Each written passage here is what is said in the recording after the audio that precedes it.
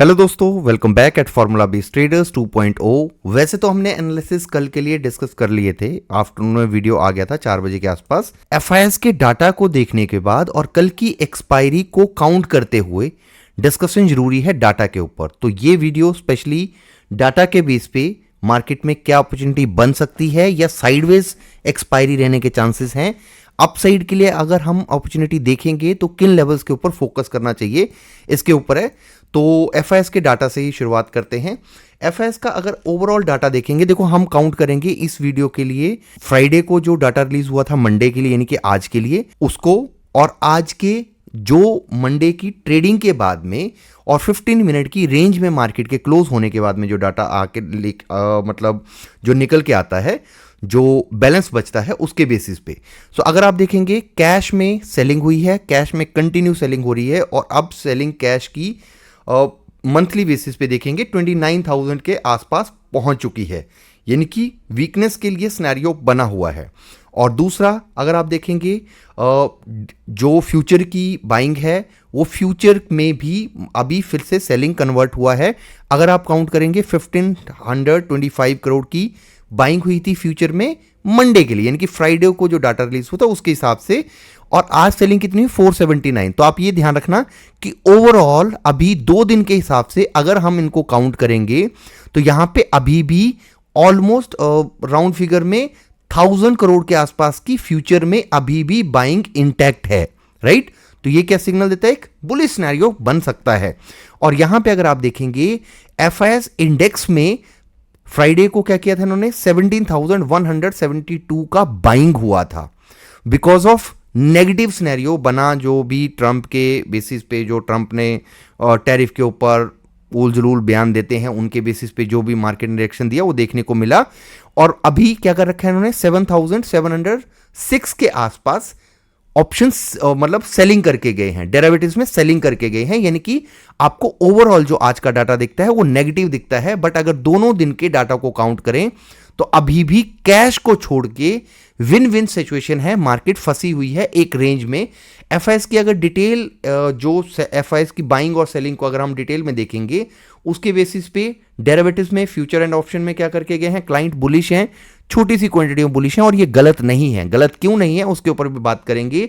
Pro का data देखेंगे, pro का डाटा बेरिश है, क्वांटिटी कितनी है, बहुत कम है, और ऑप्शन सेलिंग का डाटा है, यानी कि अगर 17-18 हजार का डिफरेंस है भी तो ये ऑप्शन सेलिंग का डाटा है। प्रीवियस डे का देखेंगे, इनका ऑप्शन बाइंग करके गए थे, बेरिश थे, मार्केट ने रिएक्शन दिया भी, वीकनेस भी दिखाई, और अभी सेलिंग का है क्योंकि करंट वीक की एक्सपायरी को अगर सेल कर रहे होंगे दे कैन एग्जिट मॉर्निंग के फर्स्ट हाफ में। प्रो की बात करेंगे, एफआईएस का डाटा देखेंगे, एफआईएस अभी बेरिश हैं, कितना डिफरेंस है 13,000 का।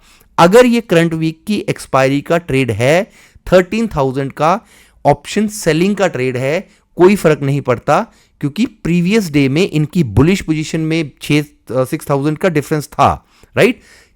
अगर यहां पे ओवरऑल डाटा को देखें, आप जबरदस्ती ज्यादा वीकनेस के लिए नहीं जा सकते हैं, जो चार्ट भी आपको इंडिकेट कर रहा है। करना कैसे चाहिए, कैसे प्लान कर सकते हैं, इसके लिए एक बार बात कर लेते हैं निफ्टी के चार्ट को ही, क्योंकि निफ्टी की एक्सपायरी तो हम इसी के ऊपर टाइम स्पेंड करेंगे ज्यादा। बाकी हमने detail analysis Sensex mid cap के ऊपर बहुत डिटेल में प्रीवियस वीडियो में कर लिया था।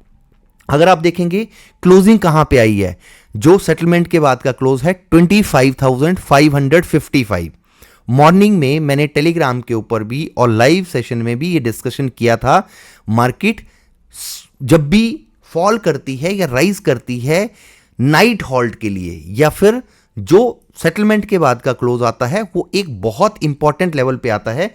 अगर आप यहां पे देखेंगे, ये जो आपको 25,555 का लेवल दिख रहा है, क्या आपको ये यूनिक नंबर दिख रहा है? यस, दिख रहा है। अब मार्केट ने इस रेंज के आसपास क्लोज किया हुआ है, 15 मिनट की रेंज के बिल्कुल एज पे क्लोज कर रखा है। हम अज्यूम कर सकते हैं कि हो सकता है, इट कुड बी पॉसिबल कि मार्केट में नेगेटिविटी देखने को मिले, राइट। तो हम क्या कर सकते हैं, यहां पे लोअर साइड में अगर 25,480 को मार्केट ब्रेक करता है, 480 को ब्रेक करता है, तब भी मैं सेलिंग के लिए इमीडिएटली नहीं जाऊंगा, क्योंकि मैं अज्यूम कर रहा हूं कि यहां से मार्केट में रिवर्सल आ सकता है। मार्केट ने बहुत स्ट्रांग होल्ड बना रखा है 25,480 के आसपास से।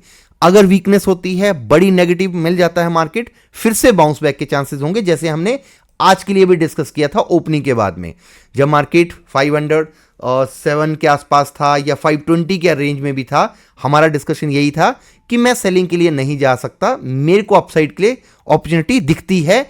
आरएसआई वीक हो गया था, मार्केट मूड इंडेक्स में फियर बढ़ा हुआ है बहुत ज्यादा।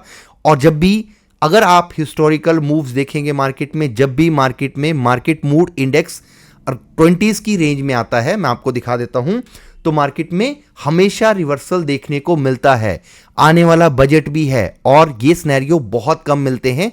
मेरे को ये लगता है कि मार्केट का गैप डाउन होना या मिलना आपको एक बड़ा ट्रेंड आपके हाथ दे सकता है। 25,420, 440, 460, 480 के आसपास से मेरे को रिवर्सल ही एक्सपेक्टेड है और सीधा गैप अप हो जाता है। तो गैप अप के सिनेरियो में 25,636 के ऊपर टिक गया बाजार तो 150 पॉइंट की और रेंज बचती है। अगर आप वॉच लिस्ट पे भी देखेंगे, वॉच लिस्ट पे भी आपको सेम सिनेरियो बनता हुआ दिखेगा।